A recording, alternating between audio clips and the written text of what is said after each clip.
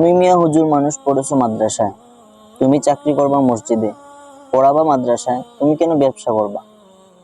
তুমি মাদ্রাসায় পড়েছো, মোল্লা হয়েছো, তুমি মসজিদে ইমামতি করো, এটাই তোমাকে মানায়।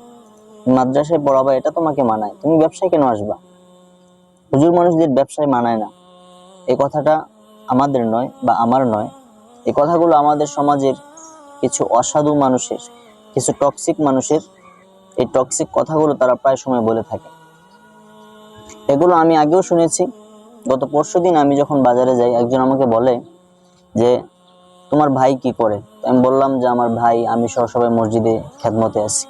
তো বলতেছে মসজিদ মাদ্রাসা নিয়ে তোমাদেরকে মানায়, কিছুদিন তোমার ভাই ব্যবসার সাথে জড়িত ছিল, তো আমি তাকে দেখে বললাম যে আসলে তোমাদের ব্যবসাটা মানায় না, তোমরা মাদ্রাসায় পড়েছো, তোমরা হুজুর মানুষ, মসজিদেই তোমাদেরকে মানায়।